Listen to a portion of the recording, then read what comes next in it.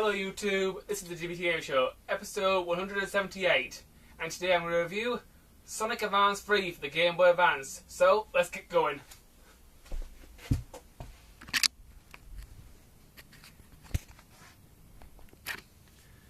Okay, let's fire up my DS and start this review. Now, Sonic Advance 3 is a very good Sonic game. I really enjoyed this game whilst I was at college, when I was a lot younger. The story for this game is pretty simple.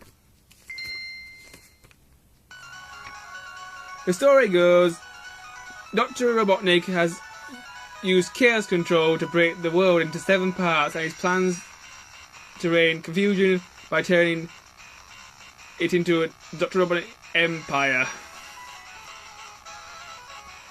So the story for the game is pretty basic, and it's pretty good. Throughout the game, Sonic learns that his friends have been kidnapped, and after you defeat every boss, you get to rescue one of Sonic's friends. Also, Dr. Robotnik has created an evil robot who kind of looks like Metal Sonic, and eventually the robot betrays him and tries to take over the world himself, and it's basically Sonic and his friend's job to stop him.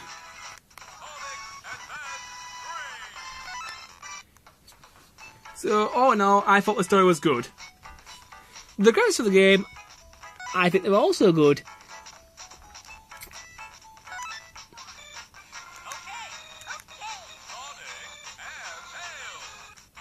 So let's go into a level and have a look at some stages.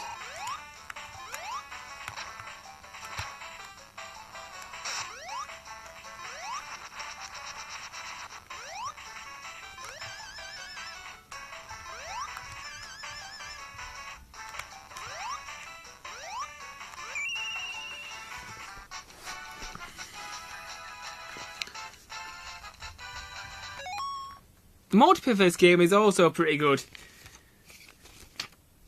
It's got a racing mode just like in the Mega Drive games, so you can race your friends. Controls for this game. The controls for this game are also very good, but depending on which characters are in your team, you can do different moves. It's very similar to Sonic Heroes. A button jumps, always.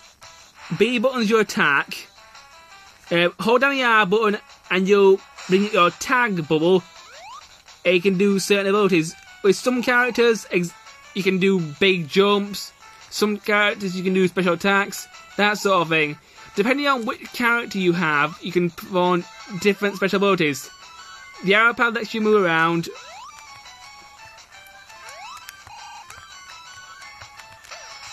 You can grind. Press the R button whilst in the air, you can do little tricks, so you can gain more momentum. Start button pauses the game. Select button does nothing. Down and A does spin dash. So all in all, the controls are really good. I really like the team aspect because it gives Sonic and his friends new moves and new abilities. The computer's AI for controlling the characters, it's okay. At times it can be a little bit annoying, but if you hold down the R button, your partner will come to you eventually, so just be patient. The music for the game, I thought the music for the game was very good. It's very classical and very fast paced, just what you want in a Sonic game.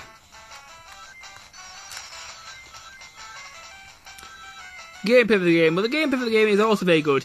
The game itself is quite long. There are 7 worlds, 3 acts per world, 1 boss per world, and 1 special stage per world. The special stages themselves are quite difficult, and I'll talk more about them later. Also, throughout the game, whilst you're in the levels, you have to look for keys and chows. Once you collect all the chows in the level, you will unlock the key, and once you have the key, you can access a special stage from the hub world. There's a certain amount of chows in each level, and once you collect all the chows from every level in that world, you can get the key so you can access a special stage. Once I finish this stage YouTube, I'm going to show up a boss fight.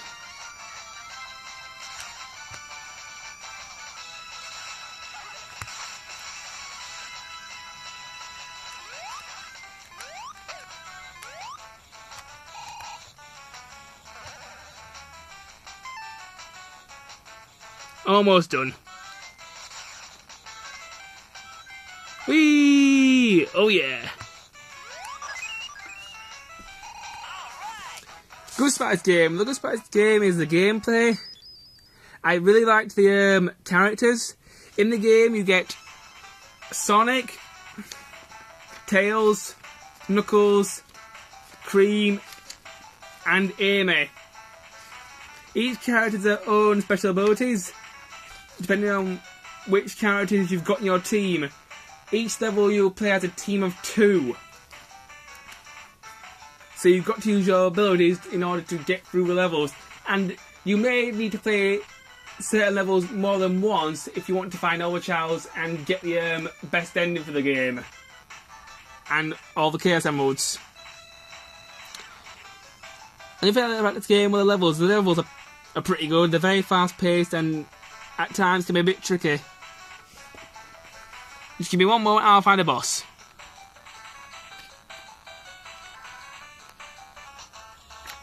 Okay, YouTube, I found a boss, so let's kick this thing's ass.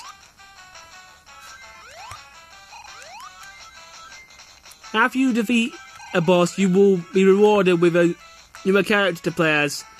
So I really like that aspect because it gave the game like an unlockable character sort of feature. This is the robot I mentioned earlier. He reminds me quite a lot of Metal Sonic, and he also reminds me a lot of ML from Sonic X. Throughout the game he gets more difficult and he has more attacks, but most of the time he's pretty easy. But in his final form he's very difficult. Now let's look at the Dr. Robotnik boss.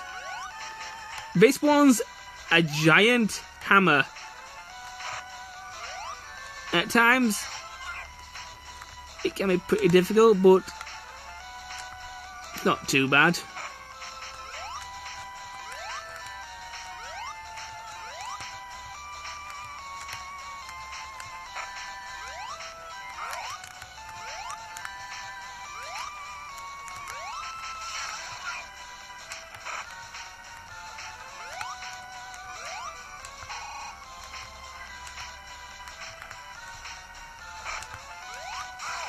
Once you learn the boss's patterns, they become a lot easier.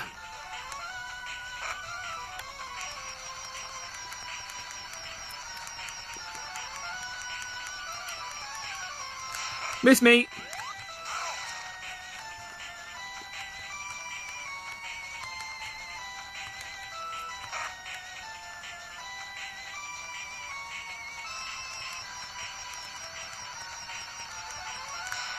Alright, it shouldn't be much longer now.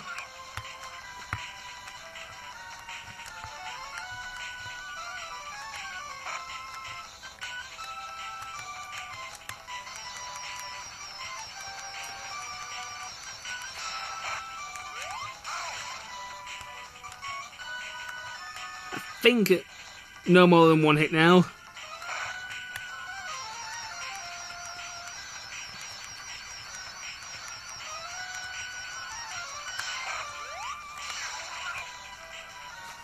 And there we are.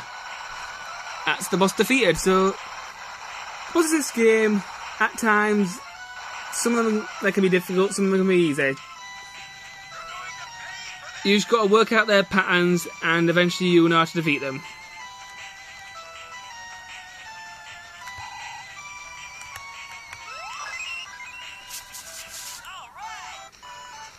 In a moment, YouTube, I'm going to show off a special stage. But first I want to talk about Gimmick. Throughout the game there's all that good old fashioned Sonic stuff. There's loops, springs and corkscrews, which I really liked. There's all the old classic Sonic items like rings, Chaos Emeralds, invincible TVs, lives and shields. So all the classic Sonic items are there. There's also a large variety of modes. You've got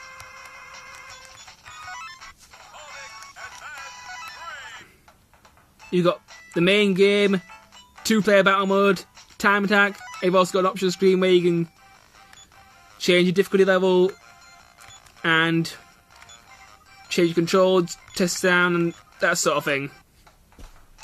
Unfortunately, there's no Chow Garden, which is a bit of a shame because I like the Chow Garden in Sonic Advance 1. It was a decent minigame.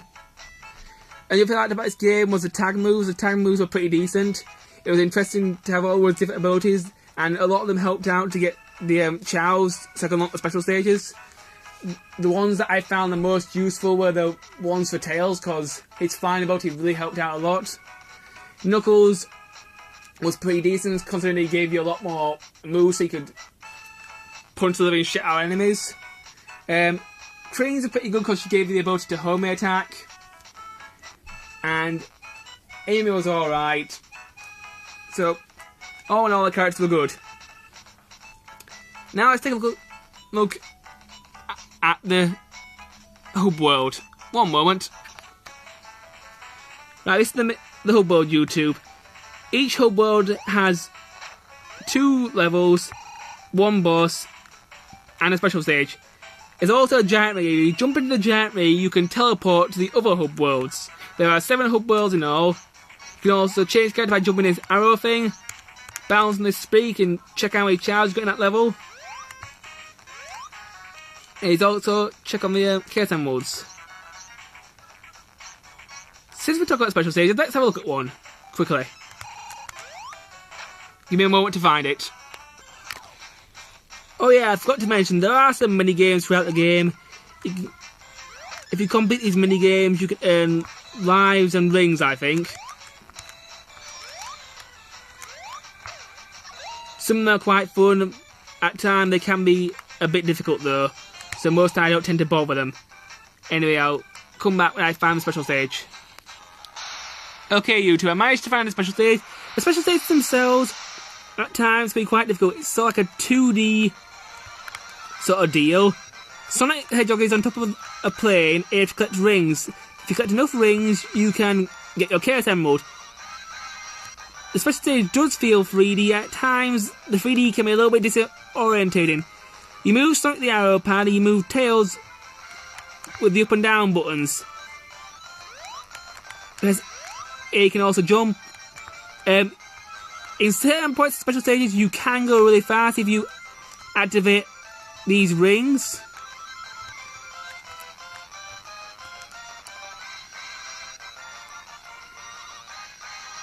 And that's what the special stages are like.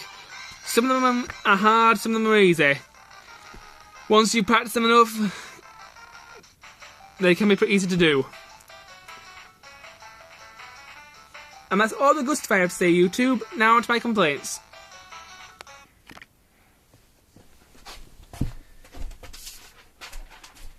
Okay, now my complaints about Sonic Advance 3. I have very few complaints with this game because it is a very good 2D Sonic game for on the go, and I really enjoyed playing it.